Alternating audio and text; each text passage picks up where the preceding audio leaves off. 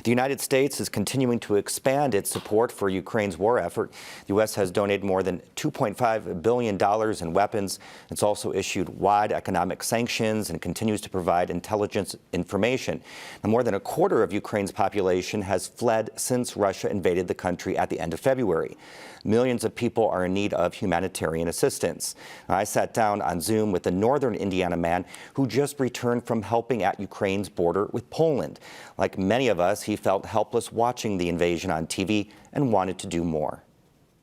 A U.S. Army veteran, a carpenter, a police officer, a tradesman, and now a humanitarian. I've just always been someone who, I don't know, just kind of maybe leaps before I look, perhaps. When I get an idea in my head, I just go with it. Munster, Indiana resident Lauren Bookmeyer says his mission to lead a small group of volunteers to the Ukrainian border came from a long phone call with a friend he met when stationed in Germany. During this conversation, I said, well, let me see if I can afford a plane ticket, over to Poland or Budapest, and then let's see what we can do. By the next day, he created a nonprofit, a website, and a Facebook page, and money started coming in. Our primary goal was to get to the border and start talking to people, find out, who was in charge, what the needs were, and how we could start putting our money to use. They started in Slovakia, and within 24 hours, were sitting with the mayor and governor of Košice. Initially, they said they would have a need for laundry services. So we said, okay, well, we know how to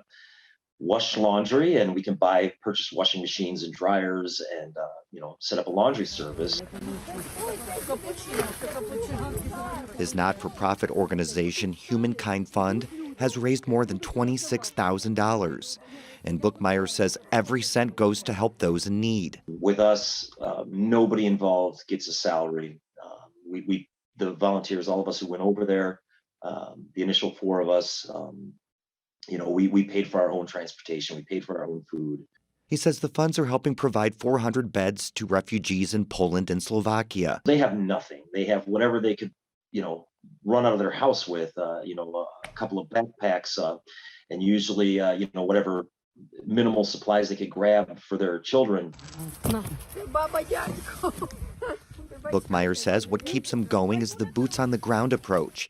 He says that gives him an emotional connection to being aware of the Ukrainian needs. People of all countries from everywhere, so concerned and willing to, give and help, that it does give you hope. It gives you renewed faith in mankind. He says he hopes to return soon for another round of aid and to see all of those people who are now his extended family. Maybe next time my wife will give me permission to actually help deliver some of these items into Ukraine, but we'll see. For Indiana Public Broadcasting, I'm Joe Wren. Bookmeyer says the organization sent $5,000 to buy propane tanks for cooking and boiling water, as well as food and other necessary supplies to Ukraine. Now, he plans to keep posting updates to their Facebook page as they come in.